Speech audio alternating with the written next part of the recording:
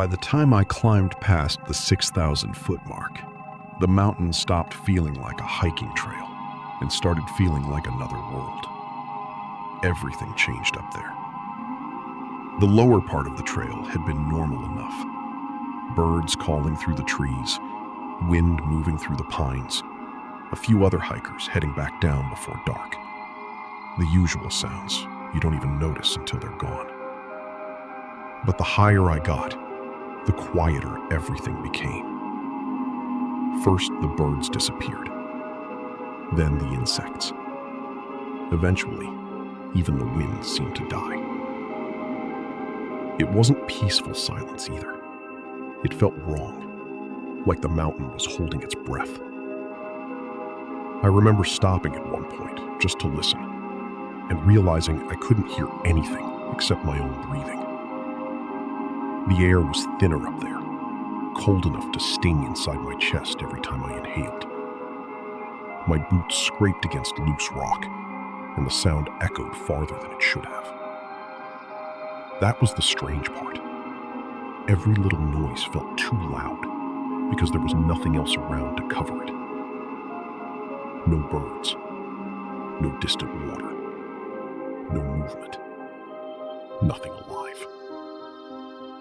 The ranger at the trailhead had warned me about the upper ridges earlier that morning. He said people underestimate how isolated those mountains become after 6,000 feet. If something goes wrong up there, he told me, help is hours away. At the time, I thought he was talking about injuries. Now I think he meant something else. I reached the campsite just before sunset.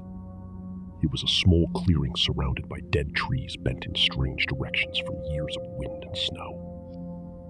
Beyond the clearing, the mountain dropped into miles of black forest. I hadn't seen another person in almost 4 hours. Honestly, I liked that at first. I'd come out there alone on purpose. Needed time away from people, away from noise. My phone had lost signal miles back, and for the first time in months, it felt like the world couldn't reach me. But once the sun disappeared behind the peaks, that feeling changed fast. The temperature dropped hard after dark. I made a small meal, zipped myself into the tent, and tried to settle in for the night. Outside, the fog rolled slowly through the trees, thick enough that my flashlight barely cut through it. That silence kept bothering me. You don't realize how much comfort normal background noise gives you until it's gone. Even deep in the woods, there's usually something.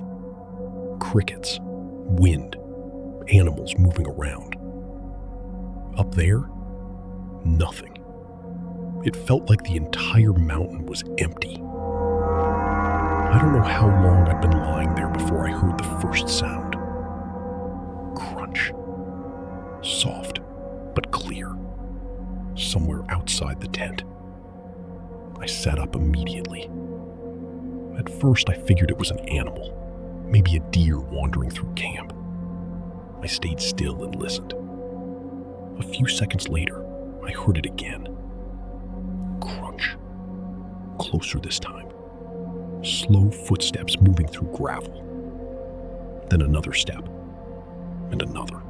Circling the campsite, I felt my stomach tighten. There was something about the pace of it that didn't sound natural. Animals move unevenly. Fast 1 second, still the next. This sounded careful, controlled, like whoever or whatever was out there didn't want to make noise. I reached for my flashlight and unzipped the tent just enough to shine the beam outside. Nothing. The clearing was empty. Fog drifted between the trees, pale under the light, but I couldn't see movement anywhere. Then I switched the flashlight off. Crunch. Right behind me. So close it made me jump. I turned too quickly and smacked my head against the tent pole. My heart was pounding now. I stayed completely still, trying to listen through my own breathing. That's when I noticed something that made my skin crawl. Lower voice. The footsteps came in pairs. Left, right, left, right. Not 4 legs, 2. I called out, trying to sound calm. Hey. No answer. The footsteps stopped instantly.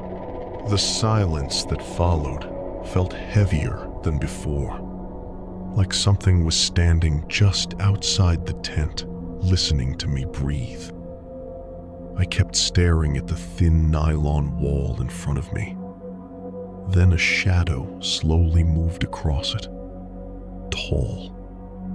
Way too tall. The head nearly reached the top of the tent, but the arms looked wrong somehow, hanging low enough that they almost touched the ground.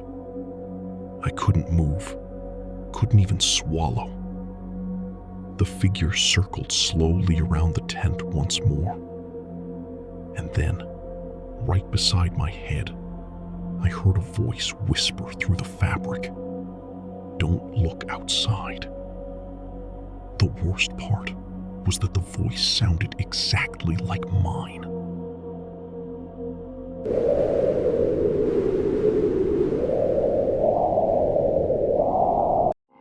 The spruce fir forest started a few miles past the Northern Ridge Trail, and the second I entered it, the atmosphere changed completely.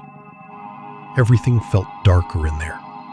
The trees were packed so tightly together that sunlight barely reached the ground. Even during the afternoon, the forest looked gray and cold, like evening had settled under the canopy and never left. I was there during the spring of 2026 to track elk migration with a few thermal cameras. I'd done solo trips before, sometimes for over a week at a time, so being alone in the woods never really bothered me. At least, not before that trip. The first 2 days were quiet. I hiked, checked cameras, cooked dinner, slept. Nothing unusual. Then, on the third morning, I unzipped my tent and found 3 flat stones stacked carefully right outside the entrance. Not scattered, stacked. Balanced perfectly on top of each other, like someone had placed them there during the night. I remember standing there, staring at them, waiting for my brain to come up with some normal explanation. But there wasn't one. The ground around camp was soft from rain the night before. If another hiker had walked through, there should have been footprints everywhere. There were none. All of it had been arranged neatly beside the fire pit. That was the moment I stopped feeling comfortable out there. The forest started feeling occupied. The next morning, I headed uphill again to move one of my thermal cameras closer to the migration route. About halfway there, I noticed something strange while walking. Every time I stopped moving, the woods went silent. And every time I started walking again, I heard footsteps, matching mine perfectly. Step. Step. Step. At first, I honestly thought it was some weird echo bouncing through the trees. But then I stopped suddenly. The footsteps stopped too. I started walking faster. The sound matched my pace immediately. I should have packed up and left right then. Instead, I knocked the stones over and spent the rest of the day checking my cameras farther uphill. When I got back to camp that evening, there were more things waiting outside the tent. A rusted spoon, a broken compass, an empty food wrapper I recognized from another campsite farther down the trail. That's when fear really hit me. Whatever was behind me was using my own footsteps to hide its movement. I kept moving uphill, trying not to panic, but the deeper I got into the trees, the worse it became. A loud crack echoed above me. Not beside me, above me. I looked up fast enough to hurt my neck, but the canopy was too thick to see anything clearly. Just dark branches swaying high overhead. Then another branch snapped farther ahead. It felt intentional, like something was moving through the trees above me, keeping pace while staying out of sight. The rest of the hike felt wrong after that. Every few minutes I'd hear another heavy crack somewhere nearby. Sometimes I'd catch movement between the trunks, pale flashes disappearing the second I focused on them. By the time I reached the camera near sunset, my hands were shaking. I sat down beside the ridge and started reviewing thermal footage from earlier that afternoon. At first, everything looked normal. A few elk moving through the forest. Then something stepped out behind them. I remember freezing completely when I saw it. The figure was tall and painfully thin. On the thermal screen, its body glowed pale white against the cold forest around it. Its arms looked too long, hanging lower than they should have. And it was walking upright, slowly. The elk scattered the second it appeared. Then the figure stopped moving and turned toward the camera. Toward me. The footage glitched almost immediately after that. Just static and black screen. I packed my gear and headed downhill before it even got dark. But the entire walk back, I could hear breathing behind me. Slow. Steady. Matching my pace perfectly. And when I finally reached my campsite, exhausted and shaking, I realized the breathing sounded closer than before. Because something was already standing at the tree line, waiting for me. By the fourth night, above the death zone, none of us were thinking clearly anymore. That's the thing nobody really explains about high-altitude climbing. People talk about avalanches and frostbite, but they don't talk enough about what the lack of oxygen does to your head.